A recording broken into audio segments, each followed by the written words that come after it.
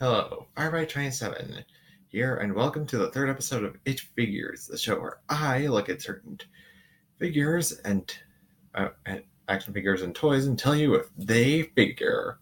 And today we have Titans Return Cosmos. Now, I don't really have a video editing software at the current moment in time, as per the time of this recording, so what I wanted to do was sort of have an opening gag where I tied a piece of string to Cosmos here, and then sort of hung him on a hook on my ceiling, and then had him sort of float down while playing the song "Shooting Star" by Bag Raiders.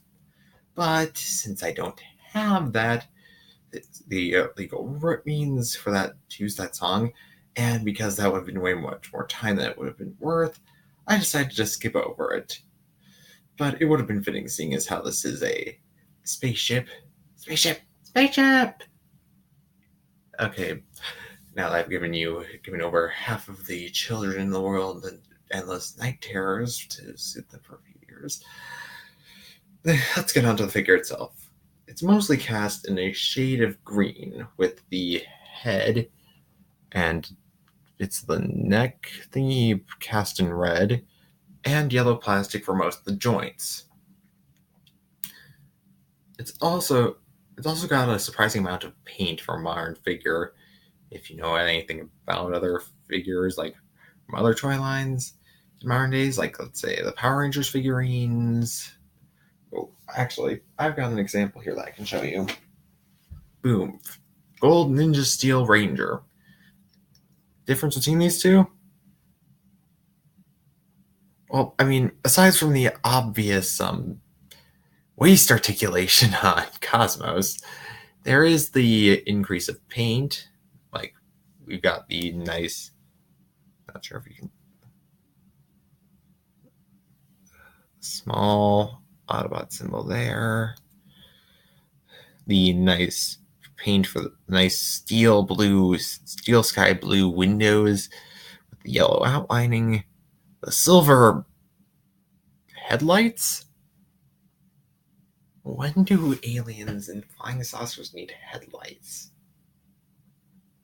I mean, I'm sure there's an episode of The Jetsons that proves it or something, but I mean, I'm not gonna make this too much of a knock on Saban or Bandai. Also, great job losing the license to Hasbro. Can't wait to see how it turns out. Also, I can't wait to see how Beast Morphers into its toy line turns out. Because honestly, I just find this disappointing.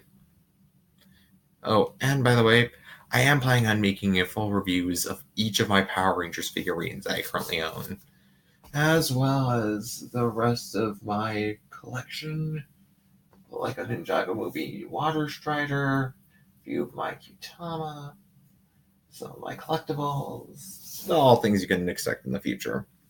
Anyways, Cosmos also has these weird hip-mounted guns. Part of me really wants to make a dirty joke in relation to these and dancing. But I'm going to prove that I'm the more mature person. I get the picture anyways. Cosmos has no such articulation. He has his transformation hinge as a second knee joint on both legs, an actual knee on a ball joint, a hip joint on a ball joint, which also acts as a swivel. We've also got waist articulation.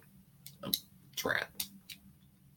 Although that is somewhat hampered by his booster pack back there, which isn't the only complaint I have about this little booster here. Anyways, after that, we have a slight ball and hinge joint up at the arm. At the shoulder. Neck articulation, but it's not exactly useful. We've also got hinge joint at the elbow, an actual ball joint at the elbow, and of course, and that's pretty much it for articulation. So, and I should also mention that I am aware that this is a re-release of the Generations Cosmos without his Target Master companion payload, I believe it was. Anyways, onto the transformation sequence, which is pretty difficult for a guy his size. This is a Legends class after all. The transformations aren't exactly going to be very complex, like let's say Kraken Gatorface, who I reviewed last week, or 2 weeks ago technically. Speaking of which, I am planning on fixing my upload schedule. It's just that between the school and more school, I haven't had very much time to record videos. So this will be fixed though, as I am approaching finals. Anyways, back to the transformation. Besides, did anyone really want to hear about my school? Anyways, on the transformation. First, we're going to start out by pushing the head in like this. Boink!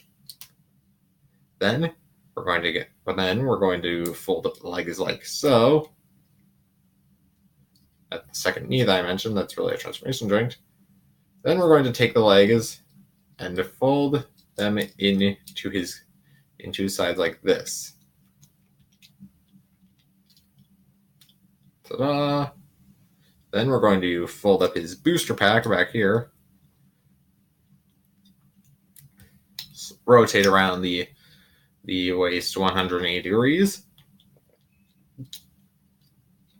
Fold up the arms like this.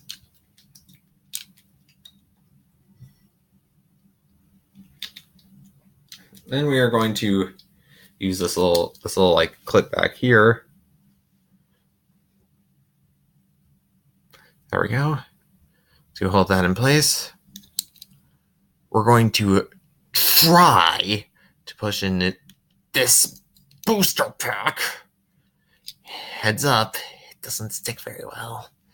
Then we're going to take these notches here, where the arms were. See right here. What? I'm gonna go to the grocery store. Do you want to come on? Sure, just crud. Sorry about that. Anyways, as I was saying, you're going to line up each of the legs with these notches here on the arms. Then you're going to then you're going to like slide them in like this, and then bam, vehicle mode. So, anyways, this mode, as May pointed out, puts a lot of pain to figuring out, to letting you know which side is the front. Like, you've got these forward-facing arrows here, not sure what those are. This window here. Also, there's the back-mounted thrusters, the swept-back spikes, and the guns actually now serve a visual purpose. I'm aware in the original release, though, they were meant for his Target Master payload to plug into. However, since the Titans Return version didn't come with that, I sadly can't show you payload. Anyways, in the end, it does. Does Cosmos figure? Yes, he does. And I'm very glad to have him in my collection. Along with my Gatorface, the Twin Inferno I got for just $9. He'll be getting his video soon enough. My Q-Ranger stuff. Oh, and the nearly completed and the Jollar Nika that I got for only $1 at a thrift store. Anyways, that's all for now. Make sure to subscribe and give me a like if you liked the video. And until next time, FireEye27, over and out.